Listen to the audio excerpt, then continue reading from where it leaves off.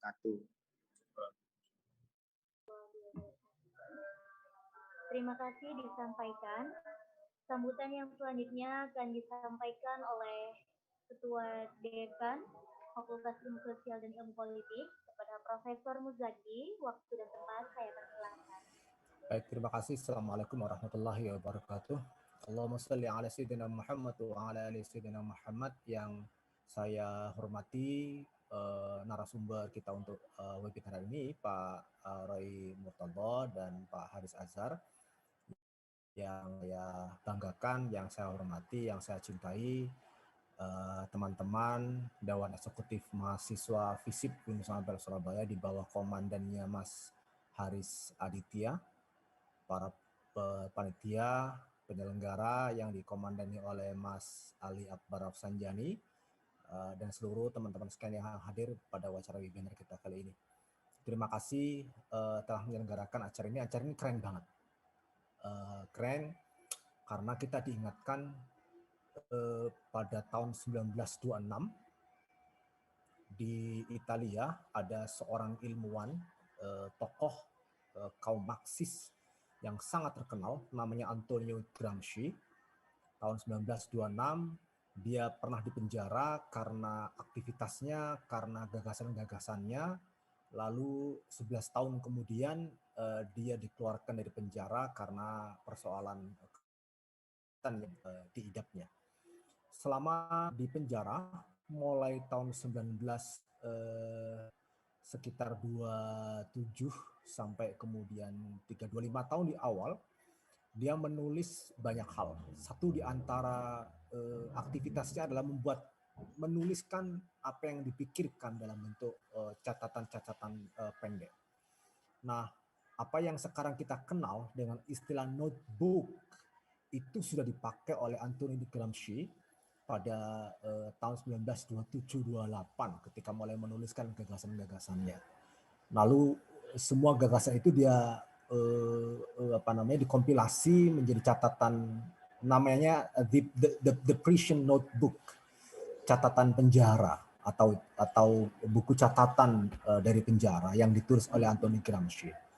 Dalam buku The Prison Notebook itu, seperti teman-teman semua pelajari di buku kuliah, buku itu menjelaskan banyak hal penting dari sisi pemikiran-pemikiran inovatif, revolusioner di bidang ilmu sosial. Satu di antara yang penting saya ingin mengutipkan di acara webinar ini, Gramsci menjelaskan teori intelektual. Dalam pandangan Gramsci, intelektual itu dibagi dua. Ada yang disebut dengan intelektual tradisional, atau bahasa Inggrisnya the traditional intellectual, dan yang kedua disebut dengan intelektual organik.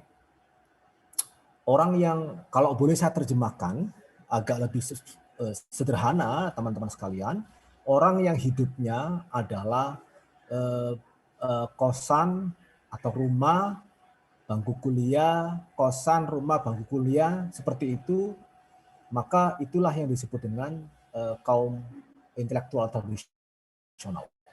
Kalau dalam bahasa Gramsci, intelektual tradisional itu melekat kepada nilai asosiatif yang dilakukan intelektual kepada kekuatan pemilik modal, kapital, dan kuasa politik. Tetapi dalam bahasa anak sekarang, kira-kira intelektual tradisional itu seperti terjemahan kita sekarang, mahasiswa rebahan. Mahasiswa rebahan itu kira-kira kalau meminjam bahasanya Gramsci disebut dengan intelektual tradisional.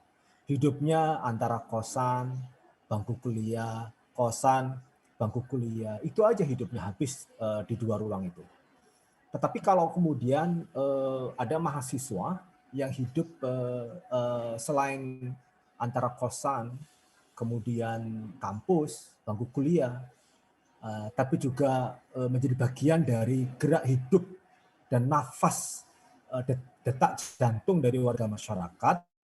Apa yang terjadi di tengah masyarakat, dia terlibat aktivisme dalam proses itu, bukan mahasiswa rebahan, tapi aktivitasnya penuh dengan keberpihakan kepada masyarakat. Itulah yang disebut dengan intelektual organik. Dia tumbuh bersama masyarakat, dia menyuarakan kebutuhan dan kepentingan masyarakat, dan dia menjadi bagian dari perubahan di tengah-tengah masyarakat.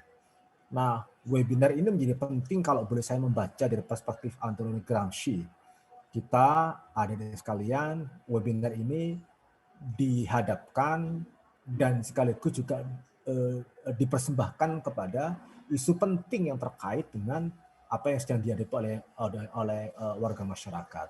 Karena itu kemudian kalau teman-teman membaca dan melihat apa yang menjadi semangat dari webinar ini, maka hal yang penting harus digarisbawahi bahwa mahasiswa tidak boleh rebahan. Mahasiswa harus aktif di tengah-tengah masyarakat, menyuarakan kepentingan masyarakat, dan sekaligus menyuarakan kebenaran di tengah-tengah masyarakat.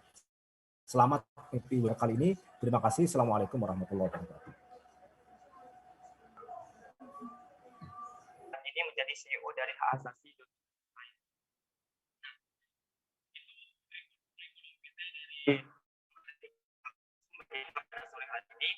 yang mana akan membahas perihal ada apa dengan Sangihe, kontroversi izin usaha PT TMS, serta dampak ekologi, sosial dan budaya di wilayah sana.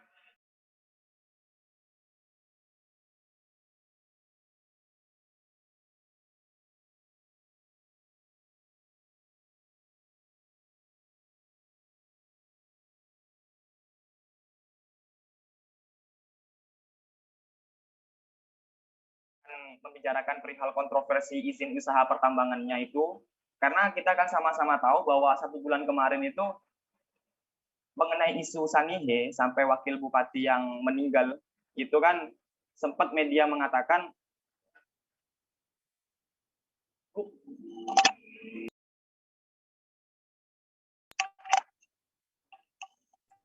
nggak usah pakai headset Mas, tambah susah. Nggak usah pakai headset. oh iya.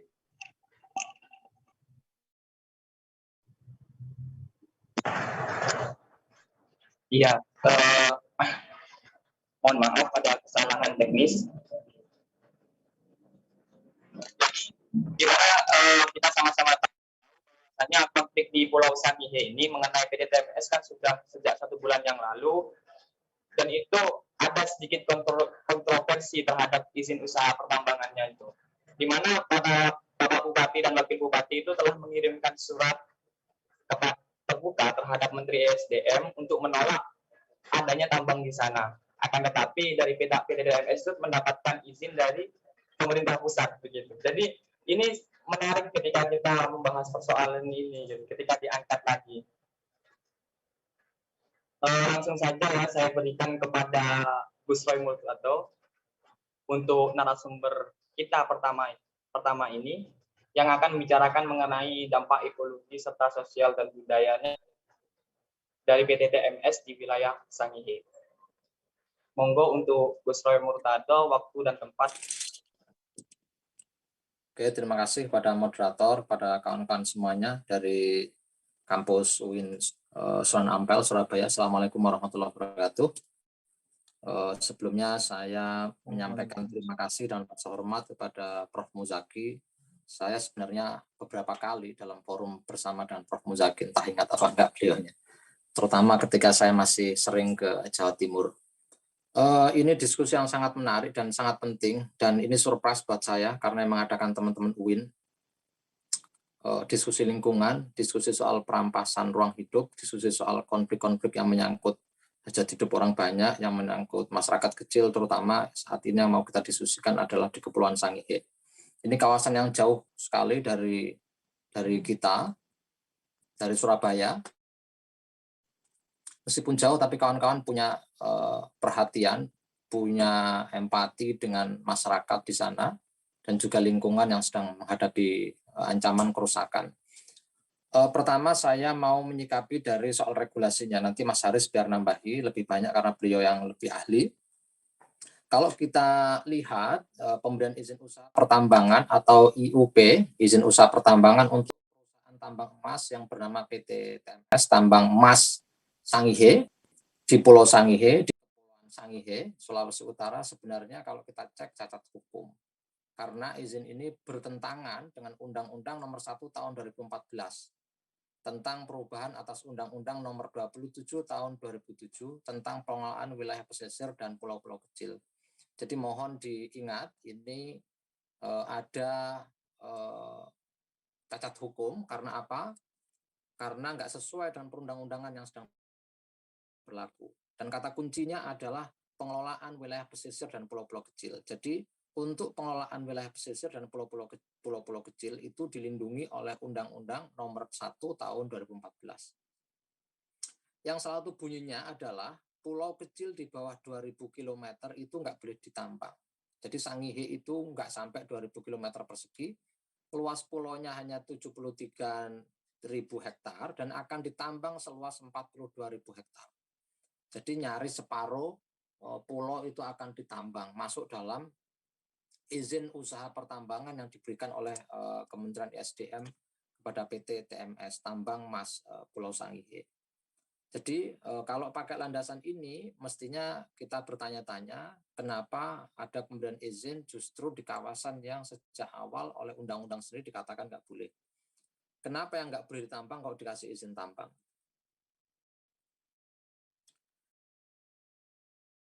Enggak, ini juga seharusnya ini kalau kita merujuk pada Undang-Undang tahun 2014 tadi, harus dapat izin juga dari KKP.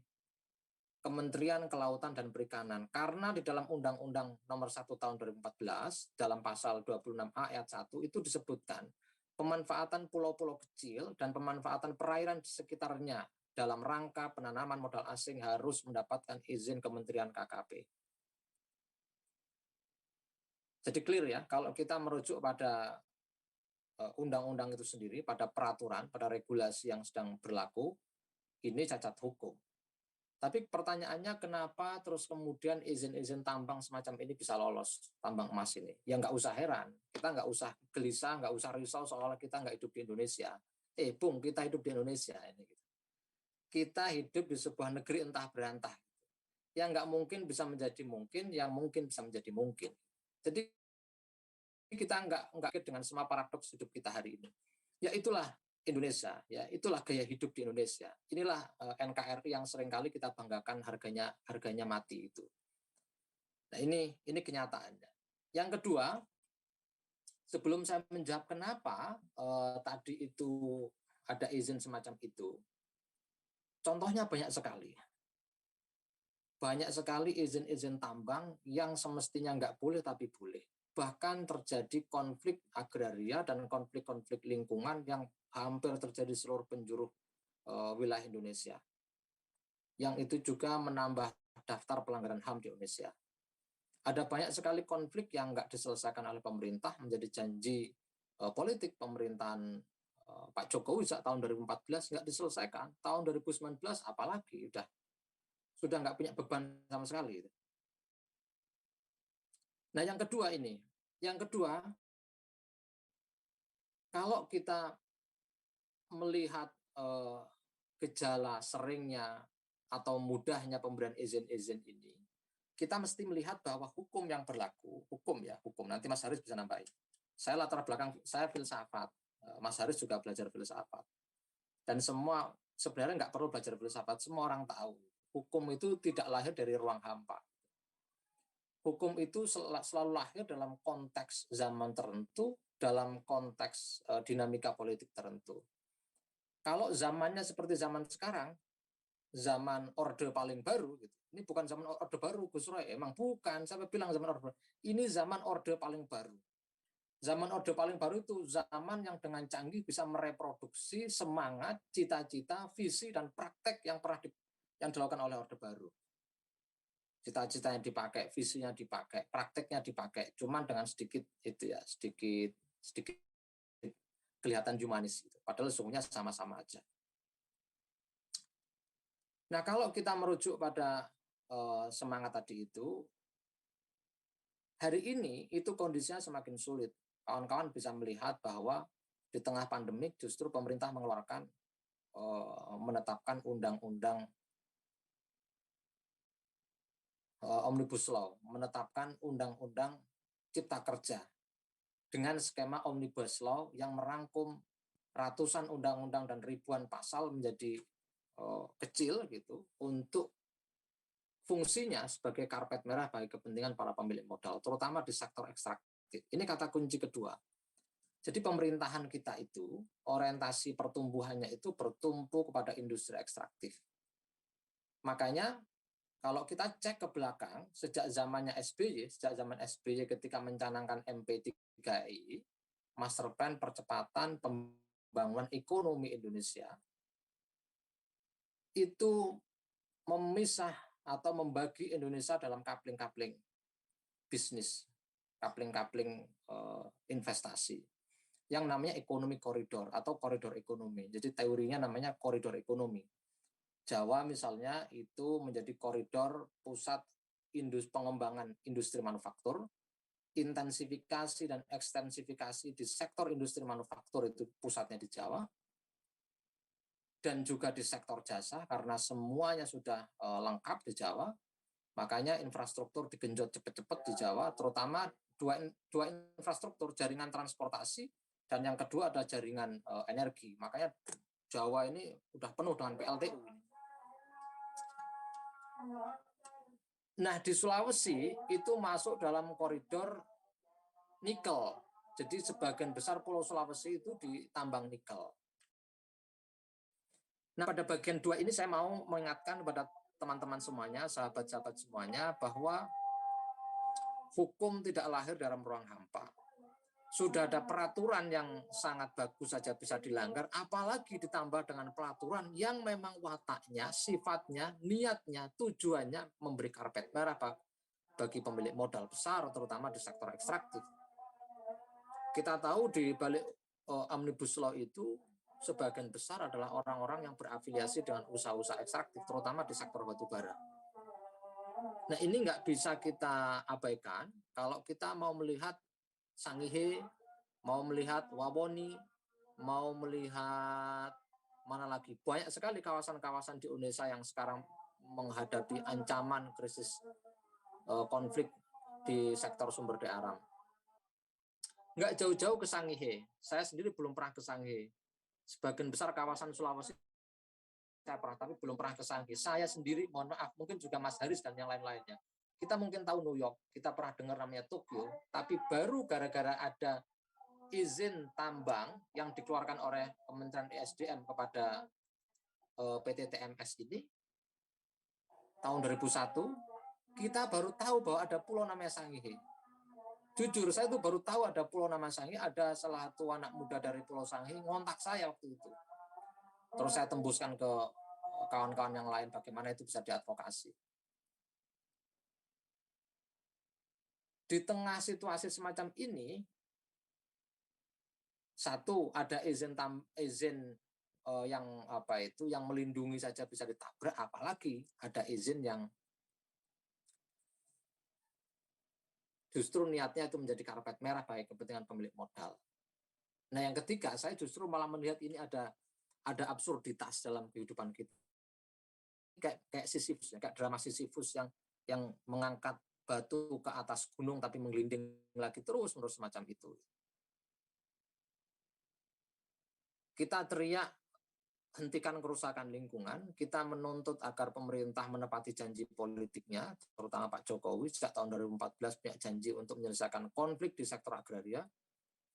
Tapi nyatanya di satu sisi justru malah mengundang investasi besar-besaran. Sejak tahun 2014 sudah mengeluarkan program reforma agraria, tapi nggak pernah dijalankan dengan baik. Itu kan menata ulang sumber-sumber agraria yang selama ini timpang. Karena apa? Ini demi keadilan dan meminimalisir dan menghentikan konflik di sektor sumber daya alam. Tapi sama pemerintah nggak dikerjakan dengan baik, alih-alih melanjutkan program reforma agraria sejati sebagaimana ada dalam Undang-Undang Pokok Agraria (UUPA), justru malah terjemahnya dalam memberikan sertifikasi. Terus bentuknya RAPS, Reforma Agraria dan Perhutanan Sosial, yang jauh sekali dari cita-cita Undang-Undang Pokok Agraria. Jadi di satu sisi kita itu diiming-imingi agenda program politik yang reformis dan populistik, ya, jargonnya populistik, seolah pro rakyat, tapi di sisi yang lain menyiapkan perundang-undangan, menyiapkan perangkat hukum yang justru menjadi karpet merah bagi pemilik modal besar. Jadi ini paradoks, ini menjadi rumit, ini nyaris absurd buat saya hidup di Indonesia hari ini itu, ada lelucon kalau nggak bisa mengubah keadaan, maka ubah istilahnya aja. Kata Sandiaga Uno kemarin, tabung oksigen itu nggak langka. Nggak ada tabung oksigen nggak langka, cuman persediaannya terbatas. Oh, itu nggak mudik, itu pulang kampung. Tinggal diubah-ubah aja, tapi substansi hakikatnya nggak perlu berubah. Jadi mudah sekali gitu.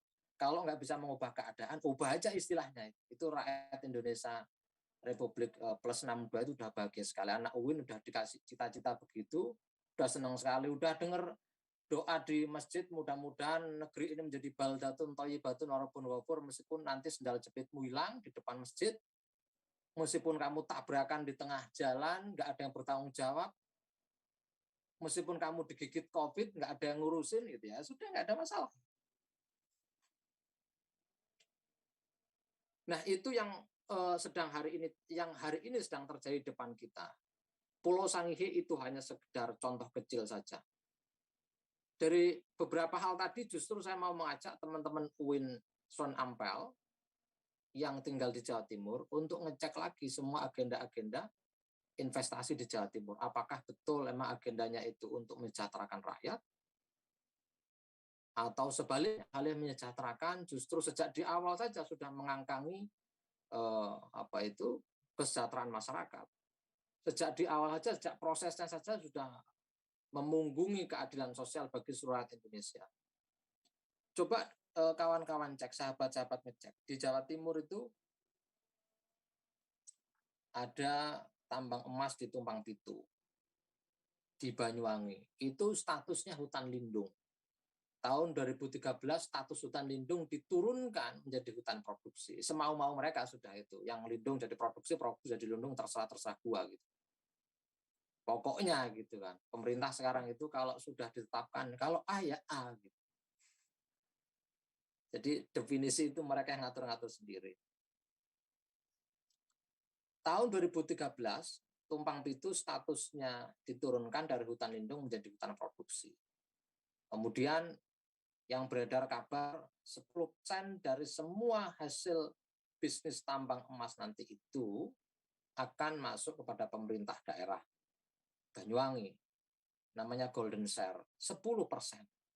Pertanyaan saya, 10% golden share, 10% yang diberikan kepada pemerintah daerah itu sebanding tidak dengan kerusakan lingkungan yang ditimbulkan karena gunung yang punya fungsi ekologis sangat besar, sangat luar biasa, itu terus kemudian hilang. Kita tahu nggak ada yang bisa bikin gunung itu. Pak Bupati nggak bisa, Pak Kiai manapun nggak bisa bikin gunung, Profesor nggak bisa, Rektor nggak bisa, apalagi kita ini. Nggak ada yang bisa bikin gunung itu. Gunung itu punya fungsi ekologis sangat besar, terus kemudian dihancurkan, dirusak, cuman dikasih golden share 10% udah bahagia sekali. Ini kan coba kita yang santri-santri itu ingat nggak dulu? Kiai Wahid Hasyim pernah pidato di Jakarta itu. Kalau nggak salah di Matraman pernah pidato. Jadi bangsa itu jangan seperti kanak-kanak gitu. Yang dikasih lollipop, dikasih gulali saja udah bunganya luar biasa. Jadi Mbak Agnina, kalau kamu dirayu sama cowok gitu ya, dikasih gulali saja jangan mau gitu. Jadi bangsa Indonesia itu seperti itu, kayak kanak-kanak gitu, dikasih gulali saja padahal kita mau dirampas, mau diperkosa, mau dilecehkan kita itu. Tapi dikasih gulali, wah nanti dapat golden share 10%. Dan sekarang nggak hanya Gunung Tumpang Pitu, itu ada 3 izin di sana itu. Dipecah-pecah biar masyarakat ribut sendiri, biar bingung sendiri menghadapi anak perusahaan yang mendapatkan izin di Banyuwangi. Nanti kita kembali ke Sangihe ya. Sekarang masyarakat di sana bertahan. Saya terakhir itu Lebaran kemarin ke sana dan berulang kali juga ke sana. Itu mereka diusir ketika mereka ingin menjaga Gunung Salakan. Jadi ada Gunung Tumpang Pitu, sampingnya Gunung Salakan. Itu menjadi penanda bagi masyarakat kalau mereka melaut, mereka bisa pulang rumahnya dengan mudah karena ada penanda gunung tadi. Enggak hanya itu, gunung itu juga menjadi benteng alami ketika terjadi tsunami. Tahun 96 pernah terjadi tsunami di Banyuwangi, di bagian selatan. itu efeknya nggak terlalu besar karena ada gunung-gunung tadi. Gunung-gunung itu saya tambang sekarang, diledakkan. Pakai doa segala ledakannya. Apa enggak dahsyat sekali itu. Mau meledakkan pakai doa dulu. Itu kayak mau merkosa anak orang, tapi kita doa dulu minta izin pada Allah SWT. Ya Allah, mohon dimudahkan pemerkosaan ini berjalan dengan sebaik-baiknya, menjadi pemerkosaan yang maslahat, gitu, yang membawa kehidupan baldatun thayyibatun warabun ghafur. Masuk akal enggak? Ya enggak masuk akal dong. Nah itu yang makanya mohon maaf tadi saya disinggung. Saya senang sekali, apalagi Prof. Muzaki sudah menyinggung Antonio Gramsci tadi. Mudah-mudahan Anda semua menjadi ulama-ulama yang organik ya, bukan sampah organik ya, ulama yang organik. Gitu. Tapi sampah organik juga banyak manfaatnya. Gitu. Bisa didaur ulang. Gitu. Minimal kita ini bisa didaur ulang untuk kehidupan kita ini. Nah intinya setiap ada tambang, rumusnya tambang, kerusakan lingkungan, dan kesengsaraan. Tambang ya, tambang sama dengan kerusakan lingkungan dan kesengsaraan. Itu juga yang akan terjadi kalau Sangihe separuh wilayahnya akan ditambang. Enggak hanya gunungnya, enggak hanya bukitnya yang hilang, sumber mata airnya akan hilang, burung kicauan burung niu yang menjadi endemik di sana juga akan hilang, kehidupan masyarakat juga akan rusak, mata pencaharian mereka akan hancur.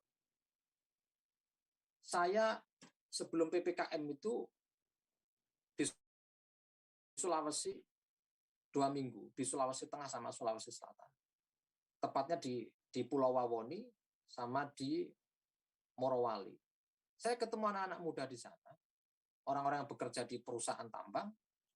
Ada salah satu anak muda di perusahaan tambang itu bilang begini, memang saya bisa dapat pekerjaan dengan gaji 3 juta per bulan, saya punya kepastian kerja, paling tidak selama industri tambang masih ada di situ, industri hilirisasi juga berkembang di situ, paling enggak 30-an tahun.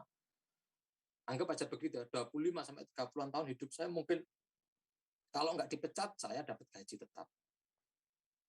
Tapi Gus Roy, dia bilang, ini akan menjadi kawasan konyol. Dia sendiri yang mengatakan begitu. Ini akan menjadi kawasan konyol. Kenapa?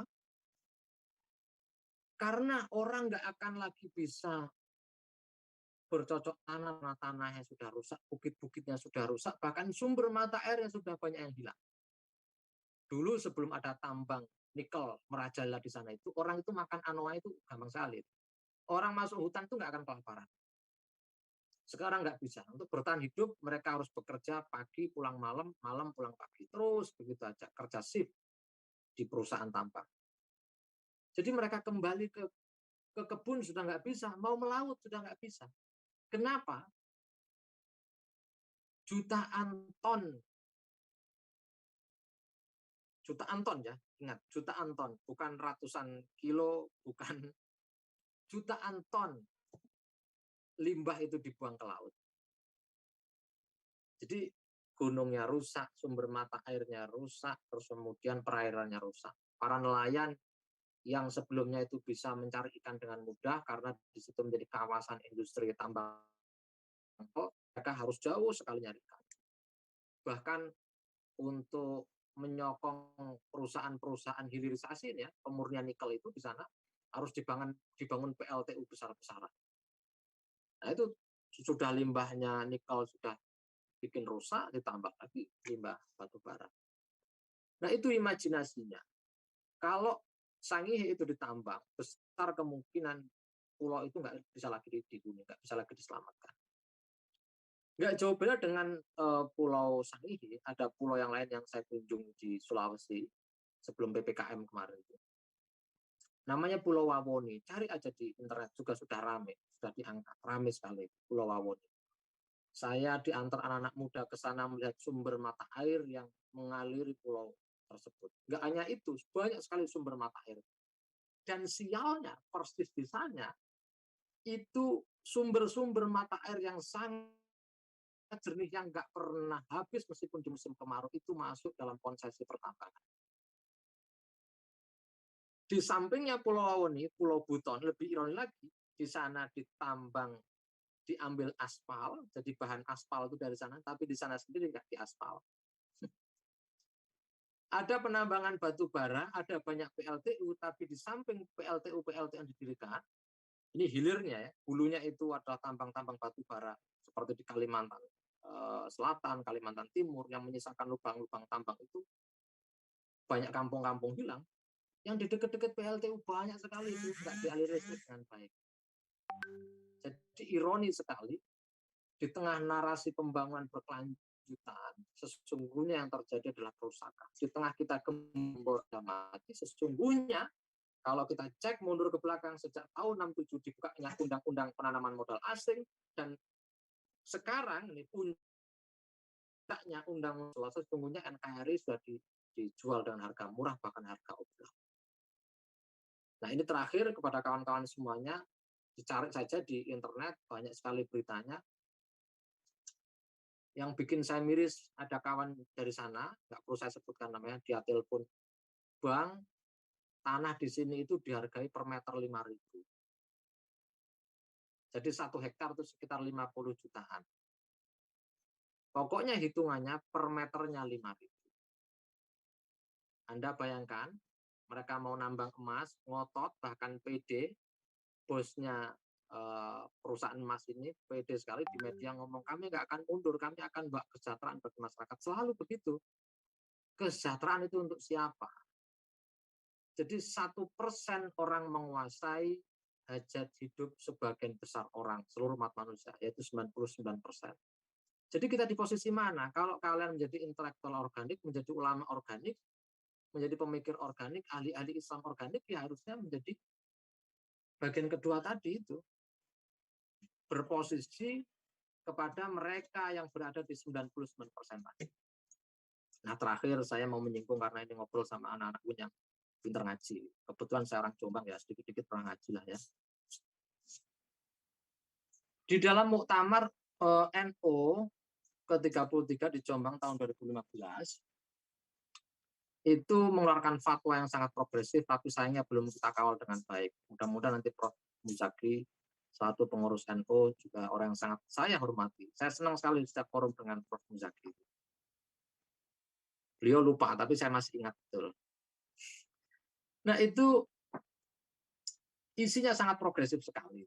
Mengalihfungsikan lahan produktif seperti lahan pertanian, ladang, perkebunan rakyat menjadi perumahan, perkantoran, perusahaan, pabrik yang diyakini berdampak madharah ammah, madharat yang nyata pada perekonomian rakyat, maka hukumnya haram. Clear ya? Mbak Agnina clear ya? Bung Witono clear ya? Jadi, Muktamar NU yang ke-33 di Jombang menyatakan mengalihfungsikan lahan produktif seperti lahan pertanian menuju bisnis-bisnis skala besar yang diyakini berdampak madharah apa? Hukumnya haram. Banyak nggak yang haram kalau begitu? Kamu daftar aja, Anda cari di datanya Koalisi Bersihkan Indonesia, datanya Walhi, datanya Lokataru, Bang Haris Azhar itu, datanya YLBHI, datanya Greenpeace, udah banyak sekali lembaga-lembaga ini yang ngomong kayak begini. Banyak sekali yang melanggar, nggak hanya perusahaan yang mau mengancam Pulau Sangi. Yang kedua, izin-izin tambang yang kerap berlangsung ini selalu dengan cara merampas, tidak adil, brutal, menjijikkan, mengintimidasi, bahkan mengkriminalisasi rakyat. Ini kalau bahasa keren ya, bahasa progresifnya anak muda, ini bahasanya Mas Haris bukan saya. Itu istilahnya akumulasi primitif. Primitive accumulation. Akumulasi kapital, mencari keuntungan sebesar-besarnya dengan cara brutal, bahkan melakukan kolonialisasi, melakukan penindasan, melakukan imperialisme modal, gitu ya. Ini kalau dalam tradisi Islam disebut dengan ghosab. Jadi penguasaan atas hak milik orang lain dengan cara yang menimbulkan permusuhan, kerusakan, kan ghosab. Itu nggak boleh itu. Haram itu. Nah, ini yang terakhir nih, karena kebanyakan pasti anak NU, tadi disebut anak PMI dari potongannya kelihatan. Kalau nggak NU ya HMI lah. Ya. HMI juga ada yang NU. Muhammadiyah juga kan sama ya, cinta NKRI. Jadi ini bekal untuk cinta NKRI kita semua. ada kaidah yang sering kita kutip, bunyi darul mafasid muqaddamun ala jalbil masolih. Mencegah kerusakan harus diutamakan, harus didahulukan dibanding menarik kemanfaatan. Ketika ada investasi tambang masuk, ada penetrasi modal masuk ke pedesaan melalui hegemoni negara ya. Tadi Prof. Muzaki menyebut Antonio Gramsci yang merumuskan teori hegemoni, nanti kawan-kawan pelajari teori hegemoni itu seperti apa. Kalau sampai ada investasi masuk ke kampung dengan ngomong mau meningkatkan pertumbuhan ekonomi, mau memberikan kesejahteraan, harus kita cek. Apakah dampak ekologisnya itu lebih kecil atau lebih besar? Apakah nggak ada dampak ekologisnya atau dampak ekologisnya sangat besar, seolah-olah diberi pekerjaan nanti dapat gaji 2 juta misalnya. Tapi kerusakannya jauh lebih besar dan nggak pernah kita hitung. Jadi ini hidup di tengah paradoks, mudah-mudahan kita bisa berpikir jernih, bisa punya imajinasi, punya empati terhadap mereka yang terzalimi, mereka yang diancam oleh investasi yang merusak, perusakan lingkungan, penindasan, kriminalisasi. Yang mesti dicek kalau memakai darul mafasid muqaddamun ala jalbil masolih, yang harus kita dahulukan itu apa? Mencegah kerusakan. Walah dibanding nanti itu dapat investasi tapi dirusak, mendingan nggak usah lah, udah hidup begini saja. Dan yang nggak pernah kita hitung itu adalah oksigen, sumber mata air. Coba kalau sumber mata airnya beli. Kalau semuanya beli, memang dapat gaji 3 juta, kerja di Surabaya, anggap aja 5 juta. Naik motornya nggak dihitung, nanti resiko di tengah jalan nggak dihitung, ya kan, bayar kontrakan, dibuat makan habis juga sama aja. Nah, penutup, saya tempo hari ngobrol yang belakangan menjadi generasi santuy itu, generasi rebahannya gimana lagi, dikepung sama COVID, nggak ada salahnya ya. Saya bilang ke anak-anak karena saya ajak menanam. Seandainya menanam pohon itu bisa menghasilkan jaringan internet, maka saya yakin kalian akan menanam pohon sebesar-besarnya, sebanyak-banyaknya. Sayangnya, menanam pohon itu nggak menghasilkan jaringan internet, hanya menghasilkan oksigen, cuma oksigen. Jadi apa pentingnya oksigen? Nggak penting dibandingkan kita bisa mengakses dan bisa bergaya di media sosial. Terima kasih, mudah-mudahan bermanfaat. Wallahul muwaffiq ila aqwamit thoriq. Assalamualaikum warahmatullahi wabarakatuh. Waalaikumsalam warahmatullahi wabarakatuh. Terima kasih kepada Gus Roy Murtado yang telah memberikan penjelasan kepada kita dari dampak ekologi, dampak lingkungan juga di sana mengenai kasus di PT TMS di Kepulauan Sangihe. Dan untuk informasi untuk seluruh sahabat-sahabat peserta yang join pada kesempatan webinar nasional kali ini, bahwasanya nanti juga akan ada sesi tanya jawab di ending acara ketika semua pemateri sudah menjelaskan. Nah, nanti untuk mekanismenya bisa langsung open mic dan open kamera, memperkenalkan diri, juga instansinya dari mana, langsung dipertanyakan, ditujukan kepada narasumber siapa.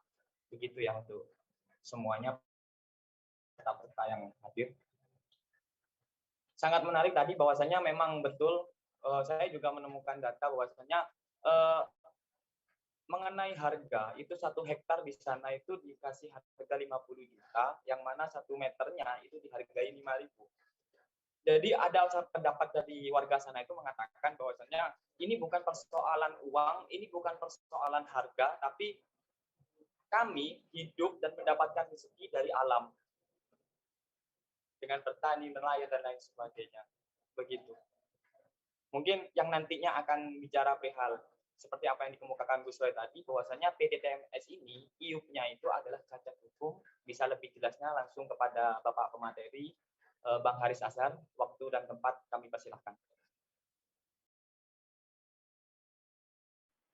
Ya, suara saya bisa didengar ya? Bisa Bang. Ya. Baik, terima kasih. Assalamualaikum warahmatullahi wabarakatuh. Selamat bertemu ya, pagi, siang, sore, malam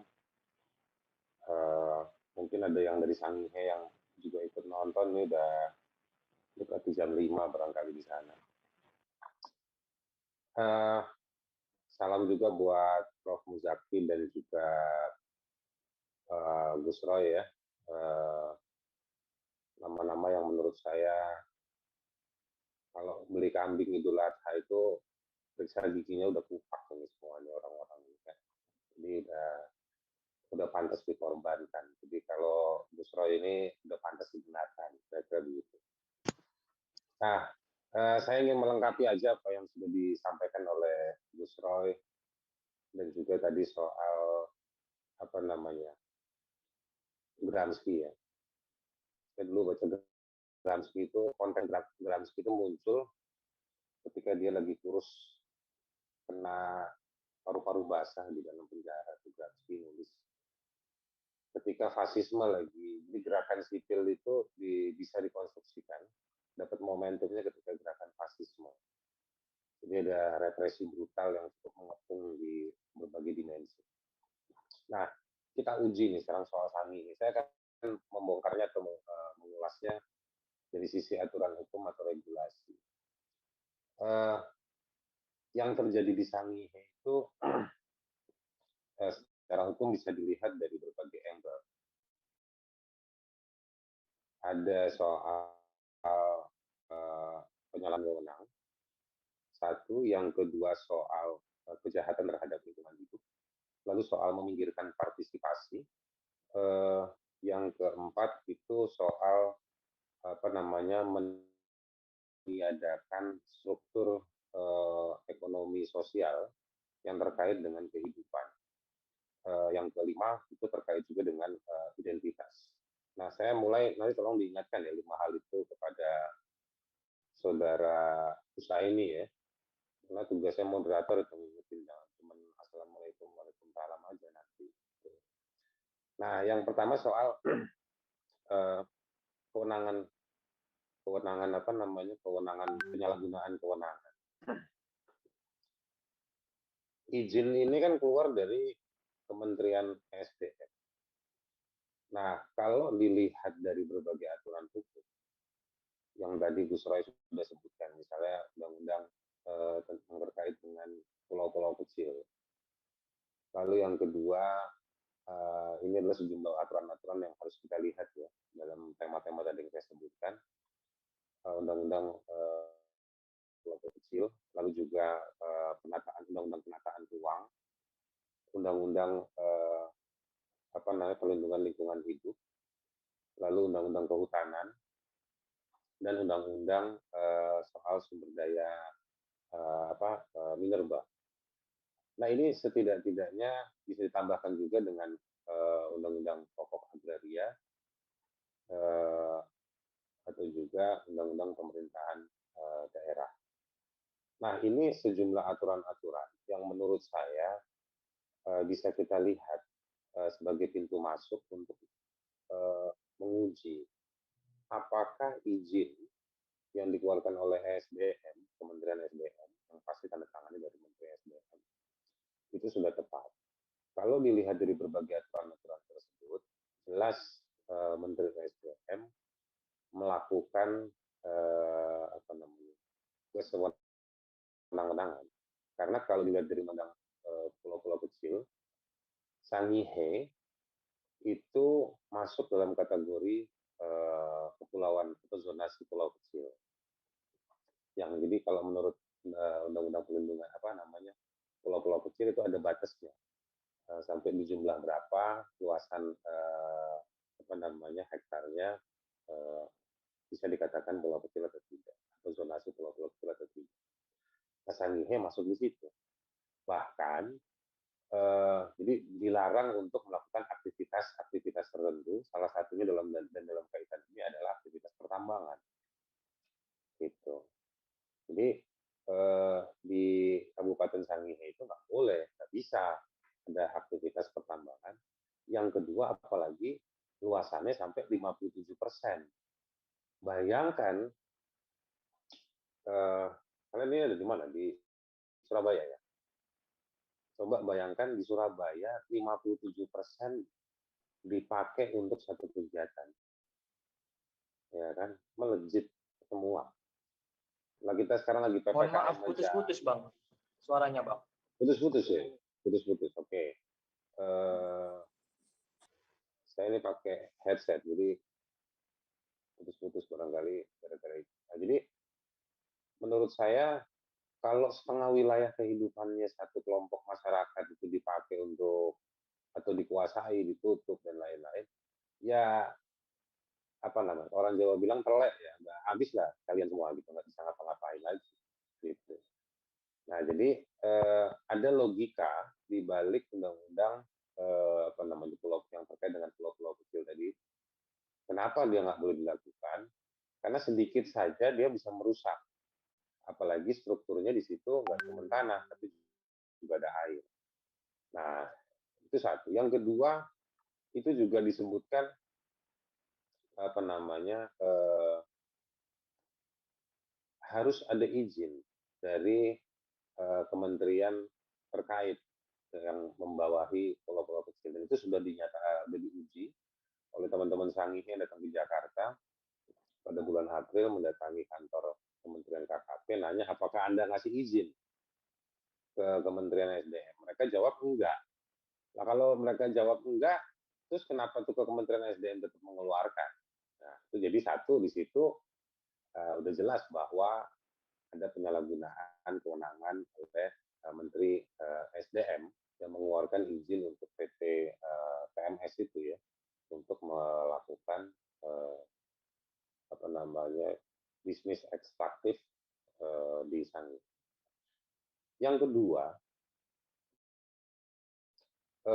terkait dengan partisipasi dan identitas tadi itu yang poin 2 dan poin kelima tadi kan Mas. Di Undang-Undang Penataan Ruang, di Undang-Undang Lingkungan Hidup, di Undang-Undang Pokok Agraria, jelas bahwa penggunaan wilayah-wilayah tersebut tanah satu luasan dan apa namanya satu luasan dipotret lalu mau digunakan itu maka harus konsultasi dengan masyarakat yang ada di situ. Yang ada di situ itu artinya yang mendiami atau mengakses atau yang tergantung hidupnya dengan luasan tanah di situ. Nah, memang konsultasi-konsultasi ini suka jadi bumerang. Saya dampingin beberapa kasus soal terkait dengan agraria atau masyarakat adat, itu memang kadang-kadang lembar absen dengan lembar undangan itu berbeda. Atau suka kamu, jadi undangan tapi suruh absen. Atau misalnya absennya untuk konsumsi, tiba-tiba absennya itu dipakai sebagai persetujuan. Nah, jadi hati-hati dengan mereka jago-jago. Dan memang dalam kasus Sangihe ini, mereka melakukan sosialisasi. Cikal bakal perusahaan yang mendapatkan izin dari Kementerian SDM melakukan sosialisasi. Dan sosialisasinya dikawal oleh aparat keamanan. Jadi ini sosialisasi atau mau intimidasi? Gitu, ya kan? Nah, praktek-praktek seperti ini nih di lapangan nih banyak terjadi, gitu. Dan itu terjadi di Sangihe juga. Nah, dalam konteks partisipasi seharusnya mendengarkan secara lebih langsung, lebih genuine. Lebih genuine itu apa artinya? Ya lebih jujur, orisinil yang ada di masyarakat, gitu. Dan kadang-kadang nggak bisa nanya begini. Kadang korban yang jadi korban pelanggaran HAM itu saya sering ketemu, mereka itu nggak paham sama konstruksi pelanggaran HAM atau nggak sadar. Jadi iya-iya aja. Padahal dampak buruknya pada dia itu di depan mata sudah siap sedia menerkam mereka. Gitu. Nah, jadi konsultasi, afirmasi itu bukan satu-satunya alat untuk seolah-olah dapat persetujuan dari masyarakat. Gitu. Dan ini terkait juga dengan poin tadi itu ya soal penyangga kehidupan terkait dengan hak-hak ekonomi dan sosial. Karena lokasi tersebut itu sudah turun-temurun berhasil melahirkan sejumlah sarjana, berhasil menghasilkan pejabat. Ketika kasus Sangihe ini naik, ada 1, 2, 3, 4 orang-orang Sangihe di Jakarta yang telepon saya. Dia bilang, Haris, bantu kami terus berjuang. Saya itu hidup dari biaya saya itu hidup, orang tua saya itu membiayai saya hidup dan sekolah dari hasil pertanian. Jadi jangan remehkan hasil pertanian orang-orang di pedalaman. Mereka mempunyai rantai ekonomi sendiri, ya kan? Dan itu melahirkan sejumlah tokoh, gitu. PT TMS pernah memeriksa itu nggak? Menteri SDM, saya nggak tahu Menteri SDM siapa sekarang namanya. Itu pernah meriksa itu kan? Gitu. Kalau sering argumentasi kepala-kepala daerah dan pejabat-pejabat ini sektoral mengatakan, ini kan kita menciptakan lapangan pekerjaan, omong kosong. Beberapa kali saya menguji kasus-kasus tersebut. Saya udah pernah ke pulau kecil di Pulau Romang, sama kasusnya kayak gitu. Ada tambang emas juga di tengah-tengah kampung, di tengah-tengah beberapa pulau yang paling besar, Pulau Romang. Saya dampingi di Sumba Timur, sama bupatinya dulu, wakil bupati bilang ini menciptakan lapangan pekerjaan. Justru gajinya parah, kontrak kerja nggak ada, upahnya harian, kalau nggak masuk dipotong, jaminan sosial nggak ada, kalau kecelakaan perlindungan K3-nya juga nggak ada. Gitu. Nah ini situasi-situasi ini sering muncul hanya dalam bentuk-bentuk spanduk, dalam bentuk-bentuk narasi, janji-janji, yang Anda juga harus lihat bahwa yang muncul di Jakarta dan yang berpraktek di lapangan itu punya pemahaman punya kadar pemahaman yang berbeda, yang mempengaruhi kualitas tindakan-tindakan mereka. Di Jakarta, saya bawa beberapa kali masyarakat adat untuk ketemu sama perusahaan, minta supaya ini, mereka oke-oke, tapi di lapangan, pejabat-pejabat perusahaannya itu kualitasnya rendah, emosinya rendah. Jadi nggak punya skill dan pemahaman untuk berurusan dengan warga dan negara yang muncul di sana. Jadi yang muncul adalah represi-represi terhadap masyarakat. Gitu. Jadi dilihat dari berbagai aturan-aturan itu sudah jelas ada kewenangan yang dilanggar, partisipasi tidak ada buat masyarakat, tidak genuine, hanya simbolik. Lalu juga soal menghilangkan dan menghilangkan struktur dan fasilitas penyangga hak sosial dan ekonomi, dan tidak ada jaminan hak ekonomi sosial ke depannya bakal terpenuhi buat warga. Ini yang bisa Anda lihat, bisa Anda cek dari berbagai aturan-aturan yang ada. Aturan soal lingkungan hidup, penataan ruang, kewenangan, soal pemerintahan daerah, undang-undang pokok agraria, undang-undang sumber daya mineral, dan juga undang-undang pulau-pulau kecil dan pesisir. Nah ini semua aturan-aturan yang sudah cukup, ya nggak sempurna sih sebetulnya aturan-aturan, tapi juga sebetulnya bisa menggambarkan berbagai kesalahan atau praktek-praktek yang tidak patut, etis, dan mengancam kehidupan. Nah itu konteksnya pada Sangihe.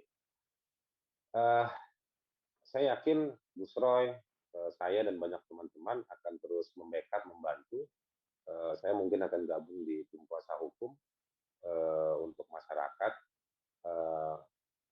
untuk membatalkan keputusan ya dari Menteri SDM.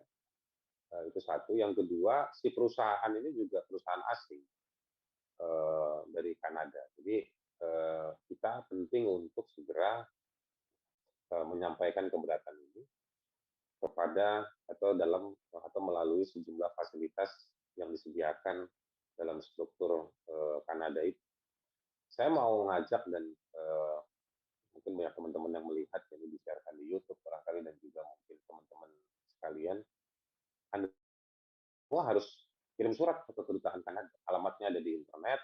Anda nggak usah pusing pakai bahasa Inggris, pakai bahasa Jawa, atau pakai bahasa Indonesia juga nggak apa-apa. Untuk nulis surat, ya rame-rame, meminta pemerintah Kanada untuk membatalkan atau meminta perusahaan yang membelakangi atau menjadi investor di PT TMS itu untuk berhenti dalam praktek yang tidak bermoral, merusak lingkungan, merusak kehidupan, meniadakan hutan. Hutan itu salah satu tempat oksigen, produksi oksigen. Ada satwa-satwa tua di sana, burung-burung. Nah, katanya Anda bermoral, Anda mesti bilang begitu. Katanya orang Kanada bermoral, ya kan? Dapat medali emas banyak tuh di Olimpiade. Kok giliran kayak begini Anda tidak bermoral? Mana mekanisme hukum Anda? Harus tegas dan keras Anda bicara. Rame-rame kita tulis surat ke kedutaan Kanada. Saya akan lakukan itu nanti untuk mewakili teman-teman masyarakat adat atau masyarakat di Sangihe tadi. Nah, terkait dengan mekanisme atau situasi yang ada di Indonesia sendiri, kebijakan ini kan sebetulnya tadi sudah banyak digambarkan oleh Gusto ya, soal tunggang langgang, atau namanya aura-auran kebijakan pemerintah yang seenaknya seolah-olah untuk mendatangkan modal. Berapa banyak yang didapat untuk masyarakat? Selain tadi kita nggak dapat gambaran, masyarakat juga nggak setuju dengan cara itu, mereka lebih memilih untuk pertanian dan lain-lain. Kemana misalnya alokasi energi, pikiran, budget, APBN, APBD untuk memberdayakan pariwisata di sana, untuk memberdayakan pertanian di sana, ya kan? Untuk pemberdayaan masyarakat, kapasitas lokal yang harusnya disubsidi, disuntik untuk ekspor hasil ikan, ya kan? Hasil laut, pertanian, budaya-budaya lokal bisa dipakai untuk mendatangkan turis, termasuk turis lokal. Itu yang harus dilakukan. Bukan dengan cara gampang dibungkus pakai kantong plastik, dikasih ke investor, nih di dalamnya tuh ada emas, ambil aja. Itu cara berpikir yang bukan cara berpikir apa? Itu bukan cara berpikir abad 21. Saya menganggap itu cara berpikir orang males. Pejabat kalau males ya begitu. Bilang ya kita butuh uang, butuh modal. Kita jual aja nih tanah di dalam situ. Isinya diambil. Nah, padahal dari kajian-kajian kejahatan lingkungan, ya, emas itu adalah bisnis atau industri yang paling jahat kandungan penggunaan bahan kimia. Lucu tuh ada bule satu yang bosnya PT TMS, investornya bilang, masyarakat adatnya di sana, masyarakat lokal juga menggunakan bahan kimia. Tidak, mereka beda menggunakan bahan kimia. Sudah dibantah itu jelas, sudah dibantah. Dan yang kedua, skala mereka kecil dan mereka tidak dalam skala yang merusak. Dan mereka melakukan itu sebagai keterdesakan karena tidak ada pengembangan wilayah. Jadi mereka sudah seperti itu, tambah jadi. Kalau memang argumentasi tadi itu loh, masyarakat Anda itu juga pakai, loh kenapa Anda juga lakukan? Pakai argumentasi bahwa masyarakatnya sebagian sudah melakukan perusakan dengan mengambil tambang-tambang. Lah kenapa sekarang Anda yang cerdas, bisa bahasa Inggris, jadi menteri, jadi pejabat, kok malah mau menggila-gila besar-besaran merusak wilayah tersebut? Jadi ini adu balap jahat dilakukan oleh tantangan adu balap jahat ini dilakukan oleh orang yang punya duit dan punya jabatan. Ya otomatis orang yang punya duit dan punya jabatan kalau melakukan kejahatan jauh lebih buruk daripada orang-orang biasa. Jadi dari sisi kriminologi, dari sisi ilmu hukum, jelas kebijakan eksploitatif sumber daya mineral, dalam hal ini emas di Sangihe, adalah sesuatu yang tidak tepat dan lahir dari cara berpikir dan praktek politik yang malas, yang tidak sabaran, bukan cenderung, sudah pasti merusak, meminggirkan masyarakat, anti pada hukum dan hak asasi manusia, dan sudah pasti yang seperti inilah yang memang tinggal mengandalkan diri pada uang dan buzzer. Kira-kira seperti itu. Saya berhenti di situ. Mari kita berdiskusi. Yang bisa saya jawab, tapi sebaiknya Anda semua yang memberikan pandangan atau pendapat. Karena saya lihat di sini banyak orang pintar, ada Vladimir Putin juga, dan juga ada banyak teman-teman. Baik, terima kasih. Saya kembalikan ke moderator yang sangat soleh tadi. Terima kasih Bang Haris Azhar atas penjelasannya, yang mungkin itu sudah menjelaskan secara gamblang ya terkait ke beberapa aspek tadi yang dijelaskan, mulai dari penyalahgunaan wewenang, kejahatan lingkungan, struktur ekonomi, identitas dan partisipasi. Akan kita mulai bahwa untuk kesempatan yang terakhir ini, yakni sesi tanya jawab. Saya untuk sahabat-sahabat semua, untuk peserta yang ingin menanyakan terhadap pemateri, lambaikan tangan dulu ya. Untuk melambaikan tangan dulu, baru nanti open mic serta on cam, dan mengenalkan identitas dirinya, dari mana, dan ditujukan pertanyaannya kepada siapa, dan baru nanti melontarkan argumen pertanyaannya. Silakan kepada seluruh peserta yang ingin bertanya.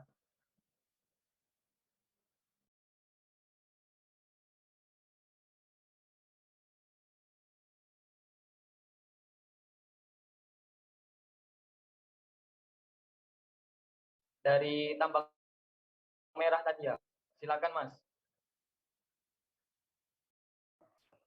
Halo, Assalamualaikum warahmatullahi wabarakatuh. Om Swastiastu, salam kebajikan bagi kita semua. Kebetulan saya perempuan.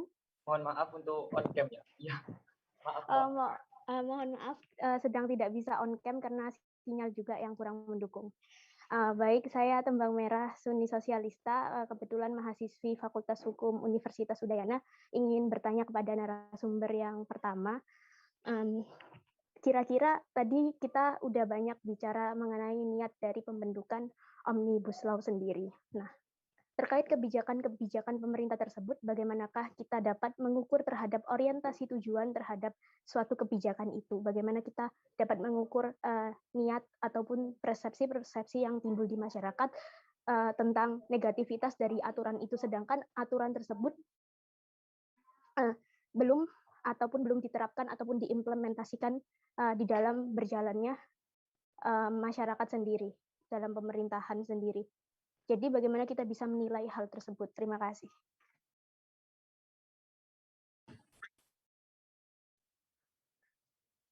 Ya, terima kasih kepada yang telah bertanya. Ini mohon maaf untuk Gus Roy, ini langsung dijawab atau kita kumpulkan aja pertanyaan sampai 3 pertanyaan dulu ya? Itu aja Mas, dikumpulkan saja ya. Oh begitu, siap Gus. Terima kasih kepada yang bertanya. Selanjutnya dari Ahmad Ilyas, silakan. Ya, terima kasih.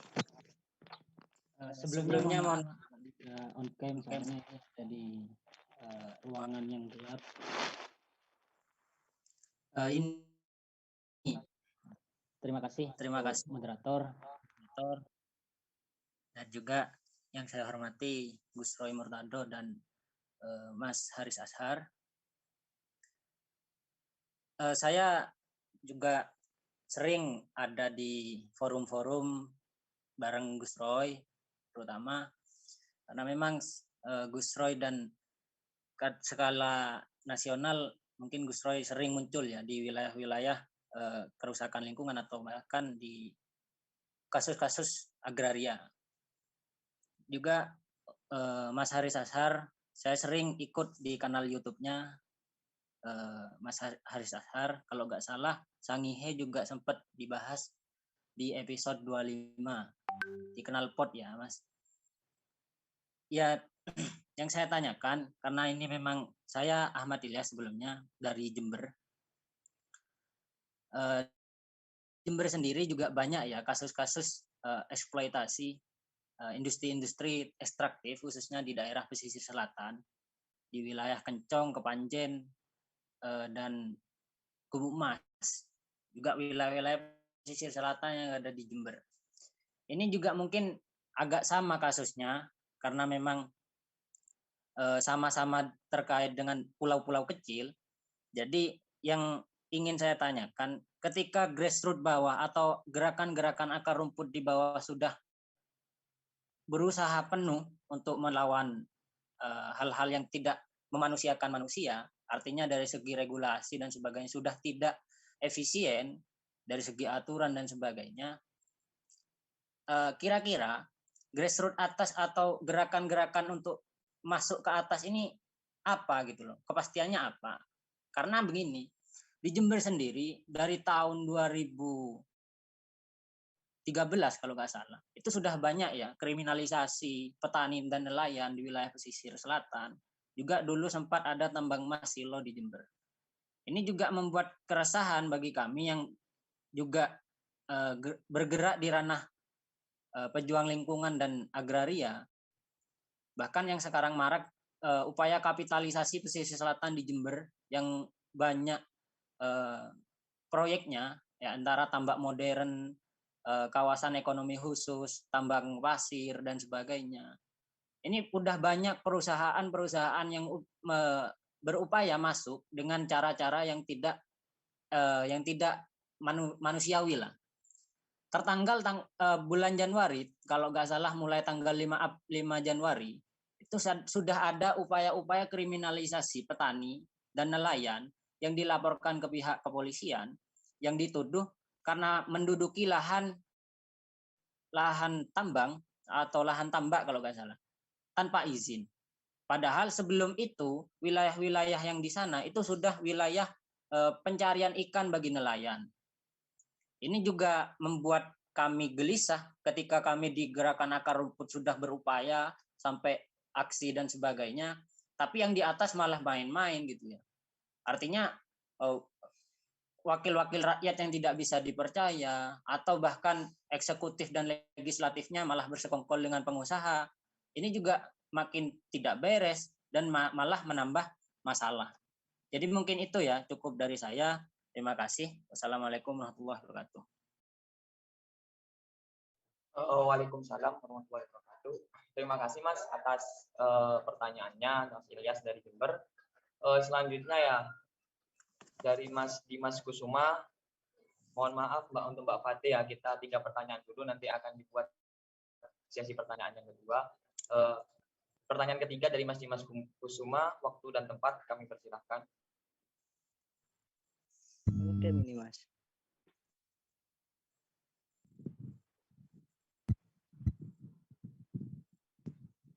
Bismillahirrahmanirrahim. Assalamualaikum warahmatullahi wabarakatuh.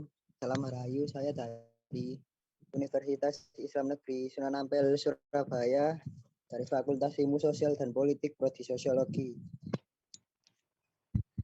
Yang ingin saya tanyakan, hampir tambang emas di negara kita itu yang menguasai adalah pihak asing. Dan mereka mengangkut ke negara mereka dan kita hanya diberi sebagian kecil dari keuntungan super besar yang mereka dapatkan. Mereka mendapatkan segunung emas dari kita dan kita hanya mendapatkan setumpuk kertas dari mereka. Begitu juga dengan hutan kita. Kayu-kayu yang sudah sangat ratusan tahun melindungi kita dari banjir mereka tebang lalu diangkut ke negara mereka dan kita yang dibayar dan kertas yang hanya bernamakan dolar. Mereka bisa meyakinkan bahwa dolar mereka nilainya lebih besar 3 kali lipat dari rupiah kita. Mereka dapat kayu yang sangat berharga, kita hanya mendapati sebuah hutan yang gundul dan panas. Bukan hanya tentang tambang emas dan juga hutan, melainkan juga batu bara dan lain-lainnya. Mereka keruk dari bumi pertiwi ini yang mereka angkut ke negara mereka. mereka sangat sukses membuat kawah-kawah atau danau baru bekas hutan sebagai penampungan air yang tidak mungkin tertampung, akhirnya membuat peluapan kemana-mana yang membuat rakyat merasakan. Yang ingin saya tanyakan kepada Mas Roy, bagaimana Mas Roy mengatasi hal tersebut sebagai pegiat lingkungan, dan yang ingin saya tanyakan kepada Mas Haris, bagaimana jika Mas Haris menjadi seorang pemimpin, apa yang akan Anda lakukan jika melihat negeri Indonesia yang seperti ini? Terima kasih.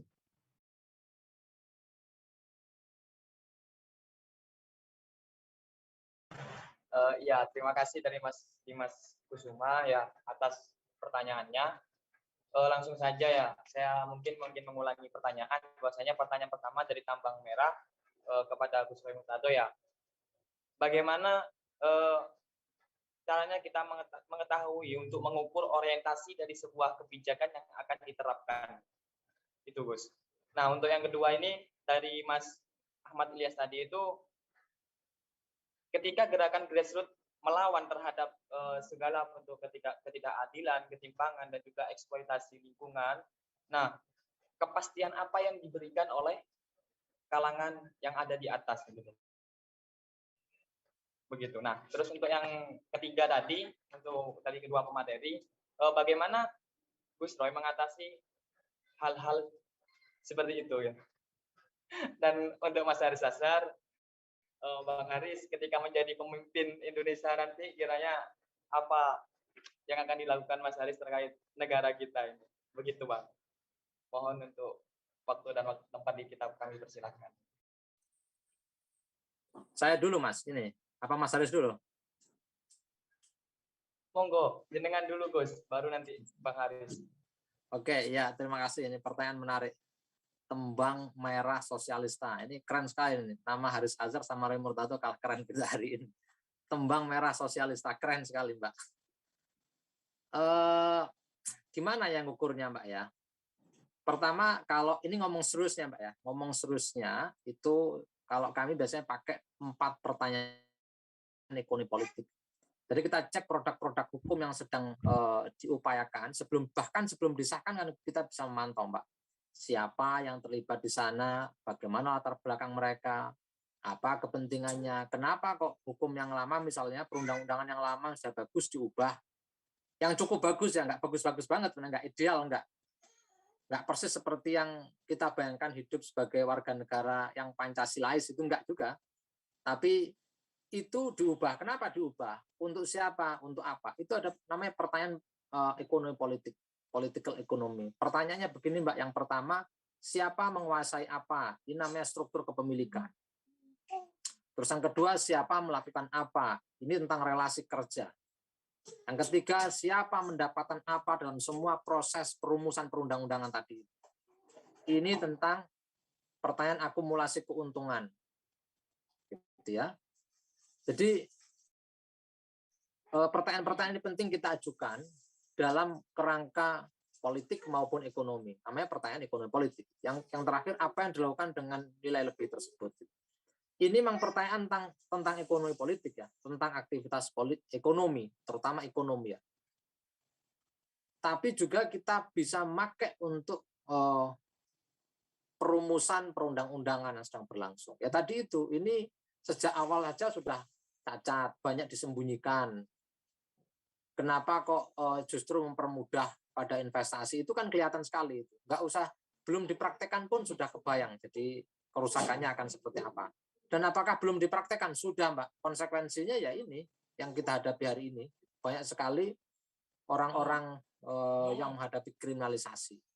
Itu sebelum undang-undang Minerba yang lama diubah loh ya. Itu aja udah banyak kriminalisasi, apalagi dengan sekarang. Sebelum undang-undang tenaga kerja yang lama diganti misalnya dengan Omnibus Law itu aja udah menyusahkan para tenaga kerja dengan buruh, apalagi yang sekarang. Nah, gimana cara tahunya? Ya ngaji lah, dicek lah. Dicek itu. Satu persatu, pasal per pasal dicek. Gimana caranya ngecek? Ya banyak sekali metodenya dan banyak yang sudah membaca ini dengan jernih. Itu untuk Kak Tembang Merah. Terus yang kedua untuk Bung Ilyas, terima kasih Bung sudah mengingatkan saya dengan kawan-kawan Jember. Mudah-mudahan kawan-kawan Jember masih semangat, selalu semangat menghadapi tantangan yang nggak kecil ya di Jember. Jadi selama potensi tambang itu masih ada, maka investasi tambang akan terus mengancam. Selama sistem politiknya masih seperti ini, saya kira akan selalu ada tantangan bagi perjuangan lingkungan di Indonesia. Bagaimana caranya intervensi di atas? Ya, yang gampang ya mesti harus punya partai. Gitu. Mas Haris jadi calonkan jadi presiden gitu, biar nggak ngurus YouTube saja kayak sama saya gitu. Jadi jawabannya rumit itu, Bung. Jawaban apa itu pertanyaan Bung sederhana tapi jawabnya rumit. Nanti Mas Haris biar nambah. Bagaimana itu? Sulit, serba sulit ini. Gitu. Kemarin misalnya ada rumusan kita perkuat perjuangan di daerah gitu kan. Yang banyak dikriminalisasi. Belum ngapa-ngapain dikriminalisasi. Ngeritik sedikit undang-undang ITE. Bahkan aktivis-aktivis banyak yang ditangkap, diretas ya, diretas media sosialnya dan lain sebagainya. Nah yang terakhir, gimana Gus Roy cara menghadapi situasi yang sulit ini? Gitu. Ya jangan saya dong, ya kita hadapi bareng-bareng yang jadi anak negeri nggak hanya saya gitu. Ini urusan kita bersama, urusan seluruh rakyat Indonesia. Kenapa pemerintah kita itu tidak menjaga tumpah darah rakyat Indonesia? Kenapa tidak mengamalkan keadilan sosial bagi seluruh rakyat Indonesia? Ya karena kita sendiri belum sungguh-sungguh untuk memperjuangkan ini, memperjuangkan keadilan sosial bagi seluruh rakyat Indonesia. Tapi saya setuju dengan Max Lane. Saya selalu ingat dengan pesan Max Lane. Cari orang namanya Max Lane, ini intelektual keren dia, orang Australia tapi ahli Indonesia. Dalam sebuah diskusi di UGM, dia mengingatkan saya, secara spesifik mengingatkan saya, Roy, kamu jangan membayangkan seolah-olah kita ini rakyat itu otomatis juga lemah, salah, enggak juga. Ada kondisi-kondisi internal dan eksternal yang saling berdialektika, yang memungkinkan, yang membuat kita itu perjuangan juga buntu, gitu. Enggak salah gitu, enggak salah Bung Ilyas, enggak salah Husaini gitu. Enggak salah Fatih Oktavia, apalagi salahnya Bung Haris Azhar, enggak gitu. Kenapa kata Max Lane? Ada kondisi-kondisi yang terberi dan kita nggak bisa melawan itu. Dan sekarang kita sedang mengubah sejarah itu. Kata dia, rakyat Indonesia, terutama anak-anak yang lahir setelah Orde Baru, di zaman Orde Baru dan setelah Orde Baru, adalah orang-orang atau anak-anak yang menjadi korban berlapis-lapis kebijakan politik, ekonomi, kebudayaan Orde Baru. Ya, kita itu korban dari berlapis-lapis kebijakan yang brutal, yang anti kemanusiaan, mewarisi kita praktek kekerasan, wataknya predatoris. Nah itu kita itu mewakili itu, nggak usah begitu. Saya itu sejak kecil sampai punya anak kecil dan anak saya sudah remaja. Itu cara menggambar itu di sekolah belum berubah, Mbak Bung Husaini. Cek aja itu. Cara menggambar kita itu masih gunung gitu ya. Bu guru menggambar, anak muridnya suruh menggambar. Anak saya dulu nggak mau menggambar, Mbak. Saya tanya gitu. Kenapa nggak digambar-gambar? Bu guru jelek, kalau saya niru jadi jelek gitu kan. Tapi nggak dapat nilai dia. Coba itu kita korban dari kebijakan Orde Baru. Akhirnya apa? Seperti sekarang, orang yang memprotes kebijakan pemerintah dianggap anti NKRI. Apalagi kalau pakai peci putih. Saya sudah berapa kali ikut aksi, orasi, turun ke jalan, istighosah di basis-basis perlawanan rakyat. Itu saya dituduh FPI, tuduh HTI. Gara-gara saya pakai peci putih sama pihak perusahaan. Mau dibenturkan, saya pernah mau dibenturkan dengan pihak Ansor. Karena kami menolak tambang. Ansornya diprovokasi, itu hati-hati ya, itu pertemuan HTI gitu. Kan kurang ajar gara-gara saya pakai peci putih. Dan sekarang orang itu berpikir kritisnya juga hilang, faktornya banyak. Nah ini saya persingkat saja. Bayangkan, kita ngeritik sekarang bisa di status ontologisnya, status politiknya juga bisa setara dengan HTI. Padahal dua hal yang berbeda. Anak-anak UIN, kawan-kawan UIN, sahabat-sahabat UIN, anak-anak muda, mahasiswa, para dosen, aktivis di sana, saya sangat menghormati kalian semua hari ini. Saya bangga dengan kalian. Mengkritik kebijakan pemerintah itu berbeda dengan komitmen kita kepada Pancasila dan Republik ini. Nggak mungkin orang seperti Haris Azhar nggak ada potongan, dia mau bangun negara Islam segala itu. apalagi saya. Nggak ada potongan itu. Beda ya, mengkritik kebijakan dengan menolak komitmen Republik, itu dua hal yang berbeda. Jadi kalau kita itu mencintai istri kita, bayangkan ya, saya mencintai istri saya kritik dia bukan berarti saya mau menggugat cerai dia, itu dua hal yang berbeda. Tapi seringkali kita distigma dengan cara seperti itu. Jadi gimana caranya, Bung? Gitu. Gus Roy kalau menghadapi situasi yang pelik begini, ya tantangan kita bersama lah, jangan saya. Nah kalau Mas Haris Azhar nanti jadi pemimpin, mau bagaimana? Ya pasti dilawan lah itu para perusak lingkungan, para koruptor itu. Makanya harus kita dukung Haris Azhar 2024 menjadi presiden. Terima kasih. Assalamualaikum warahmatullahi wabarakatuh. Waalaikumsalam warahmatullahi wabarakatuh. Ya, terima kasih atas jawabannya, Gus. Langsung aja ya untuk Bang Haris Azhar, kiranya menambahi dari apa yang telah dijawab oleh Gus Roy. Waktu dan tempat kami persilakan, Bang. Iya, kacau saya jadi presiden. Begini, saya sebenarnya malas jawab pertanyaan tadi kalau saya jadi pemimpin, mau apa kalau saya nggak bakal jadi pemimpin. Maksudnya kalau saya menduga psikologi di balik teman tadi yang bertanya itu, kalau jadi pemimpin formal gitu kan.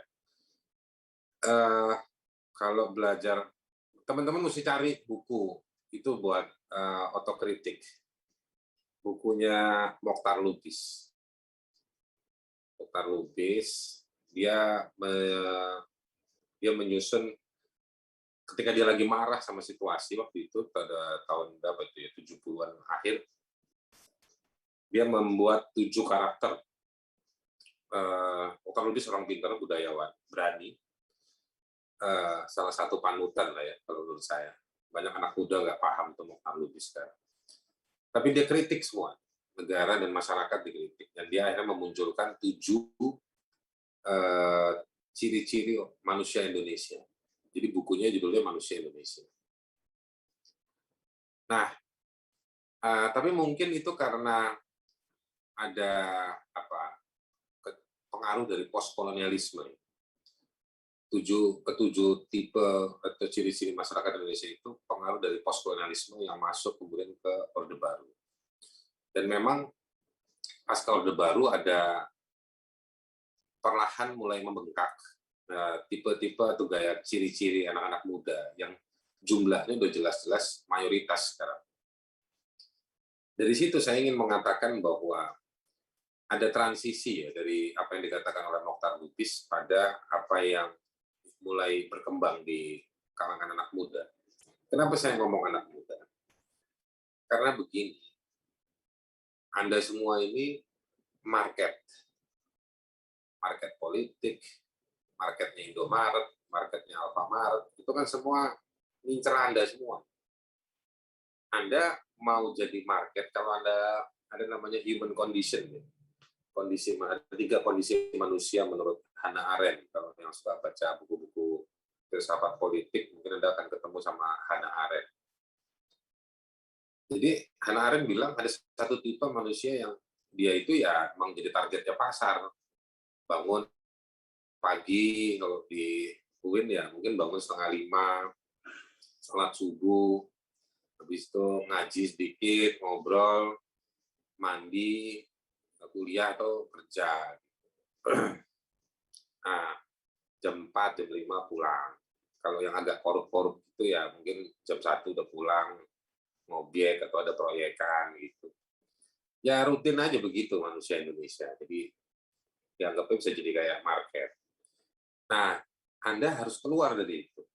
Selain mengerjakan yang rutin, Anda harus punya refleksi. Dan refleksi itu menuntun Anda untuk ambil tindakan-tindakan supaya kehidupan lebih baik. Dalam hak asasi manusia itu kan konsep yang muncul karena ingin memuliakan martabat manusia.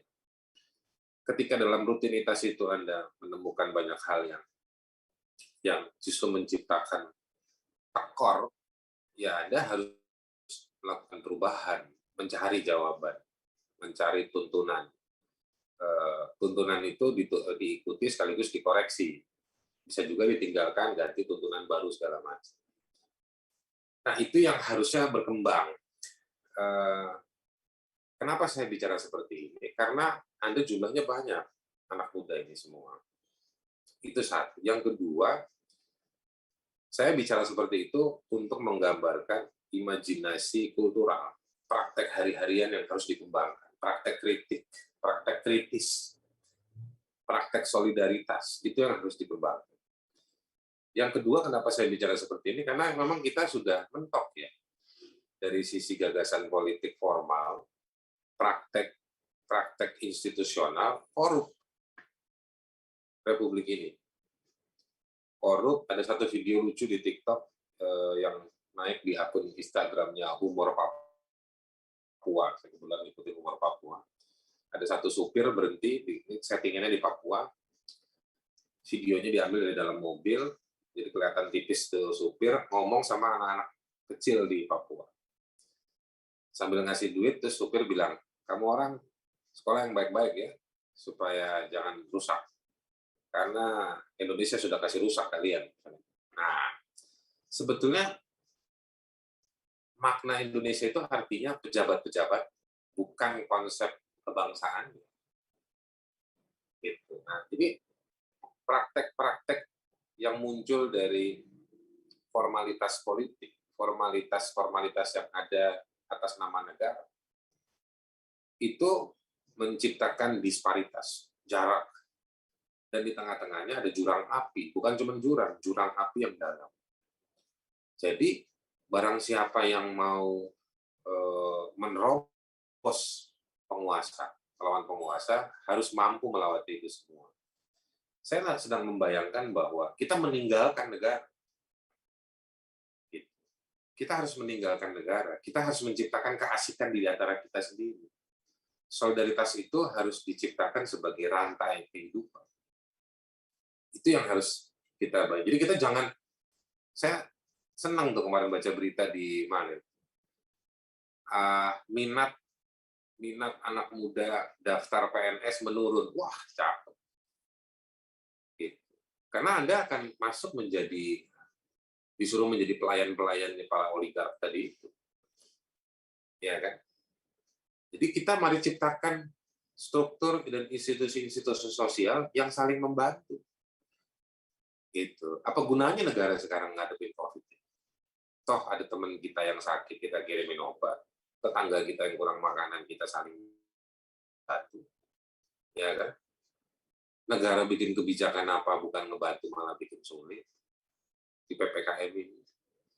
Jadi negara sebetulnya makin nggak signifikan, nggak relevan dalam artian si pelayan-pelayan itu, pejabat-pejabat negara yang kalau menurut Bung Hatta kan mereka pelayan kita. Nah, jadi mari kita membangun diri dan menguji ketokohan, kepemimpinan dalam ranah di antara kita. Jadi nanti kalau memang rakyat menghendaki mau bahwa yang namanya politik formal itu harus diisi dengan orang yang benar, stoknya udah banyak. Nah, balik ke konsep Sangihe, konteks Sangihe. Apa yang akan dilakukan? Menurut saya hari ini kita nggak usah nungguin negara, kita lawan negara. Negara mengganggu kita itu sebetulnya. Jadi kalau Anda tanya, kalau Anda jadi pemimpin apa yang Anda lakukan dalam konteks Sangihe, ya gampang kalau jadi penguasa negara, cabut SK-nya, alihkan duitnya untuk pemberdayaan ekonomi, pemberdayaan budaya, pemberdayaan pendidikan. Itu yang tapi menuju negaranya, Anda jangan jadi orang rebutan beli tiket menonton final badminton, sikut-sikutan, keringetan, ya kan? Lalu ada pelecehan seksual, lalu dilihatin orang, nggak usah. Anda di luar gelanggang aja, nggak usah datang ke loket untuk mau beli tiket. Anda asik sendiri aja. Usahakan jadikan agen-agen marketing tiket itu yang datang ke Anda bilang, ayo dong, Anda semua kayaknya seru nih. Kalau nonton di dalam bisa memberikan misi semangat buat para pemain kita. Ayo nontonlah, ini tiket saya kasih. Harus seperti itu. Jadi saya minta tolong sama teman-teman yang muda-muda ini, jangan gampang lah masuk PKB atau Golkar atau partai, kan kalau biasanya kalau Islam Jawa Timur maksudnya PKB atau Golkar atau Demokrat. Jangan seperti itu. Kita harus bangun blok akal sehat atau blok rasional itu. Politik itu harus ngopeni masalah-masalah kayak Sangihe atau masalah yang di Jember bagaimana. Jadi bukan kita ke sana. Tapi kalau pertanyaan Anda, kalau Anda sudah jadi penguasa sama saya, gampang. Copot menterinya, ya kan? Copot menterinya, cabut SK-nya, ya kan? APBN dipakai untuk menyelamatkan lingkungan, bukan. Teman-teman coba cari itu sejarah kalau nonton film-filmnya Watchdog ya, ada film Kinapan itu, ada peta bagaimana hutan di Indonesia itu habis di Sumatera dan di Kalimantan. Anda harus cari pemimpin yang mengembalikan hutan di Indonesia. Yang supaya virus-virus Delta, Corona ini tetap hinggap tetap hinggap dalam siklus-siklus tadi. Ini kan virus-virus yang sebetulnya mutasi dari binatang ke manusia. Karena binatang udah kehilangan tempat. Jadi datang ke manusia, dan manusia nggak sanggup nangani ini. Dan binatang itu punya virus karena siklus ekosistem mereka punah. Rumahnya punah. Kenapa? Ya diembat sama perusahaan batu bara dan lain-lain. Nah, ini satu hal. Yang kedua, yang terakhir yang saya sampaikan, Anda juga harus kritis terhadap yang muncul menggiurkan. Misalnya nih, senang kita, sebagai aktivis lingkungan, senang kita begitu ada pemerintah sudah sepakat untuk menggunakan mobil listrik. Kita menang. Kita menang. Ya kan?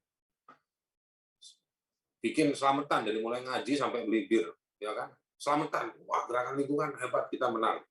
Bahwa pemerintah akan memaksakan untuk penggunaan mobil listrik. Sebentar, Bu. Ntar dulu. Mobil listrik itu artinya kan ngecasnya pakai listrik. Udah nggak pakai industri fosil lagi. Nggak pakai bahan bakar fosil, pakai listrik. Oke. Lah, listriknya dari mana? PLN. PLN nggak produksi listrik. Dia beli sama swasta. Swastanya siapa? Kakaknya Erick Thohir. Kalau dia apa? Dia ini kah? Petir kah? Bukan.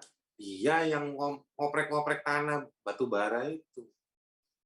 Jadi mobil listrik yang Anda bilang hemat energi, nggak ngerusak lingkungan, itu nggak ngerusak minyak yang ada di tengah laut, tapi ngambil dan ngerusak dari yang ada di tanah, batu bara. Yang untung ya dari pemain minyak, Ija Halid, CS, Surya Paloh, barangkali pindah ke Boy Thohir. Makanya Erick Thohir semangat. Kita akan kerjasama. Ini industri yang hijau. Sempurna. Nggak bisa begitu. Jadi kita juga mesti kritis. Bubar Zoom ini haus. Fatih mungkin mau belanja ada duit 15.000. Pergi kemana? Alfamart. Di Alfamart itu kamu cek. Jangan beli minyak angin sama es krim. Kamu cek tuh di es krim itu, di samping barcode-nya PT apa. Beli minyak angin, lihat PT-nya PT apa. Semua isinya Alfamart, Indomaret itu penguasanya mungkin cuma 20 perusahaan.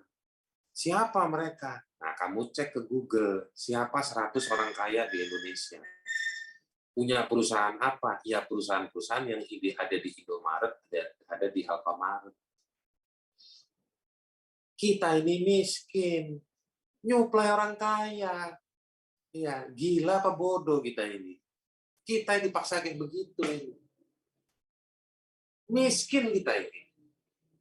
Ya kan? Telat seminggu maki-maki bapak di rumah. Pak, kuliah lagi Pak, kok jadi sarjana? Kalau nggak kirim uang gimana?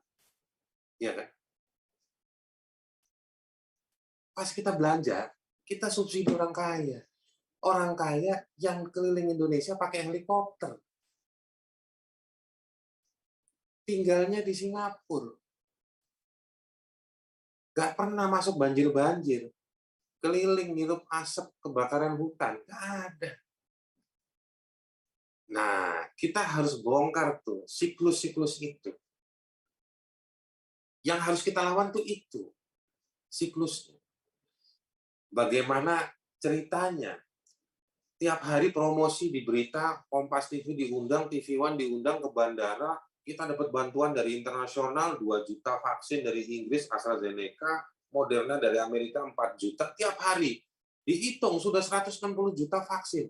Yang baru divaksin baru 37 juta. Sisanya kemana? Mau dijual sama Kimia Farma.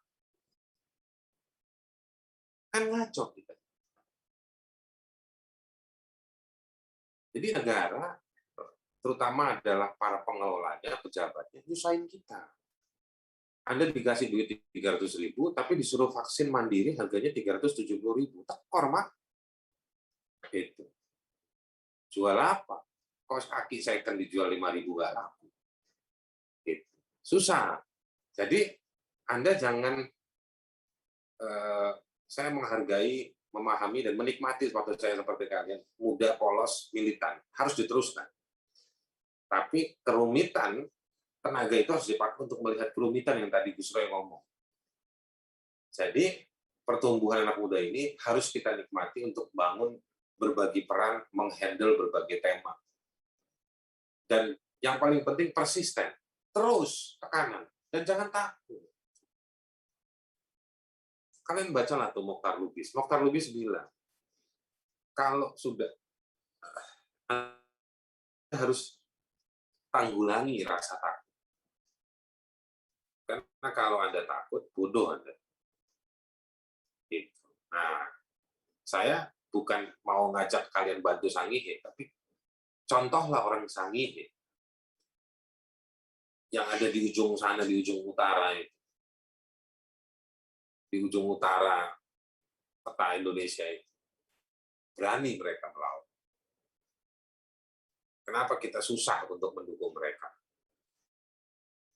Jadi saya appreciate sekali sama diskusi ini. Mungkin kalian nggak ada yang tahu, nggak ada yang ngerti siapa orang Sangihe. Sedulur juga enggak. Tapi kalian mau bahas ini. Catat. Terima kasih.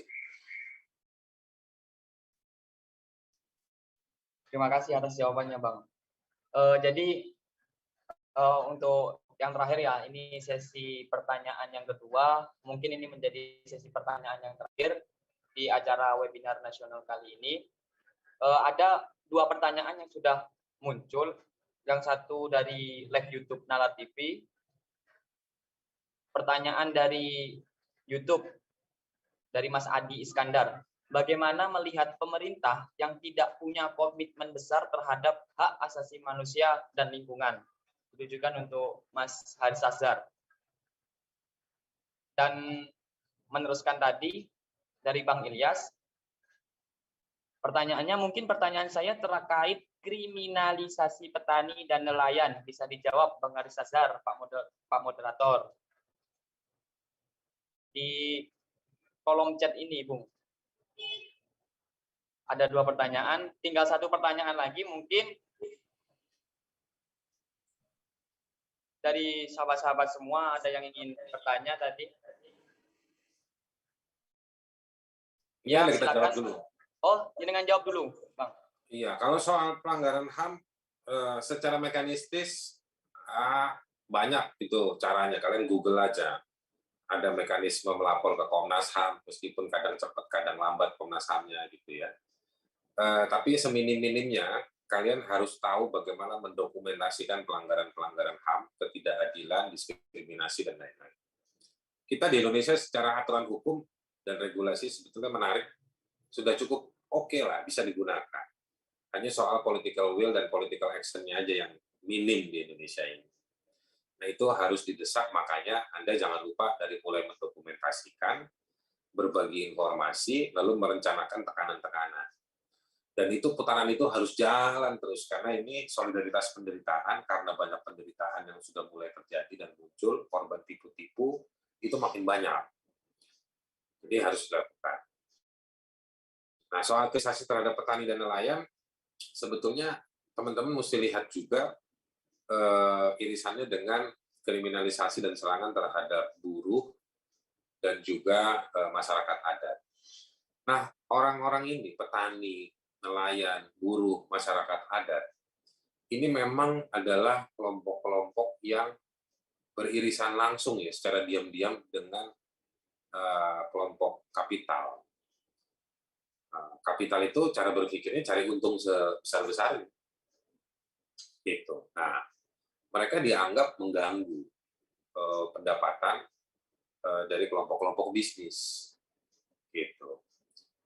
Nah, kelompok-kelompok bisnis ini masuk ke diaspora ke ranah politik dan mereka juga menggunakan uangnya untuk bisa membayar konsultan-konsultan untuk memuluskan atau memenangkan atau melindungi mereka dari tekanan-tekanan atau merebut kepentingan-kepentingan dari kelompok-kelompok marginal tadi. Nah, kalau tipe-tipenya memang banyak. Misalnya di Nusa Timur itu akses nelayan ke laut makin tertutup. Laut sudah mulai dikafling-kafling, ada yang nggak boleh masuk sini, nggak boleh lewat sini, dan lain-lain. Kalau petani tanahnya diambil banyak isu-isu di sana. Buruh jaminan sosialnya, hak berorganisasinya dilarang, dan lain-lain. Masyarakat adat, dari mulai soal isu pekerjaan sampai isu tanah, isu air, nelayan, dan lain-lain, itu mereka jadi korban juga. Nah, memang makin rakus, makin merambah dunia bisnis ke sektor-sektor mereka, dan memang salah satu bentuk untuk menundukkan mereka, karena kesadaran di tingkatan mereka juga, di kelompok-kelompok marginal juga makin tumbuh, makin berani. Jadi, apalagi yang mau ditunggu sama anak muda? Ketika kelompok marginal yang jadi korban itu sudah berani, kenapa kita diam? Diam. Nah, kriminalisasi itu sebagai alat tekanan untuk menciptakan penderitaan, satu. Yang kedua, setelah menderita, mereka menyetujui. Kasus seperti Sangihe itu nanti berpotensi bahwa masyarakat adatnya dipidanakan. Gitu. Tapi kita nggak boleh takut. Gitu. Saya senang saya terakhir dampingi masyarakat adat di Sumba Timur. Bahagia, bangga mereka ditahan. Saya bilang, abang nggak usah pikirin kita. Yang penting abang berjuang di pengadilan, kita kuat di sini. Di penjara. Nah, jadi emang nggak boleh cengeng. Gitu. Nggak boleh cengeng. Jadi jangan kayak waktu menjelang 2019, kelompok-kelompok yang kadrun itu dipidanain, waktu orasi maki-maki, begitu orasinya bablas, dipidanain, Mbak minta tolong, Mbak ini gimana nih? Saya bilang, berani berucap, masa nggak berani bertindak? Atau nggak berani menerima tindak? Nah, jadi memang ada resiko-resiko itu. Saya cuma mengingatkan, ya, rezim yang tiran, itu tidak akan mampu bertahan lama. Gitu, ya. Ya, Anda nggak bisa berharap besok tumbang. Ya, bisa jadi nanti selesai di 2019. Bisa jadi kepilih lagi, tapi makin korup. Kalau kemarin 2019 saja udah nggak berani pawai, nanti kalau 3 periode ya mungkin habis pelantikan lewat jalan bawah tanah. Gitu. Ya. Nah, jadi ada siklusnya. Dan Indonesia kalau lihat ada sejarahnya, ada sejarah 98, ada sejarah 66, ya kan, ada sejarah 45. Jadi ada sejarah-sejarah pergolakan itu. Kita nggak bisa masyarakat kita ditindas lama-lama di berbagai tempat, bahkan lebih cepat rotasi. Itu aja sih mungkin yang ingin saya sampaikan. Terima kasih, Bang.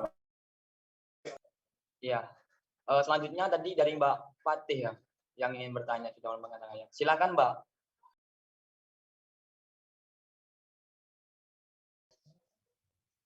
Baik, Assalamualaikum warahmatullahi wabarakatuh. Saya Fatia Oktavia, mahasiswa baru Universitas atau Surabaya dari Prodi Hubungan Internasional. Domisilinya Tuban, Jawa Timur. Kak, saya ingin bertanya dengan Bung Haris Azhar tentang tadi beliau mengatakan bahwasanya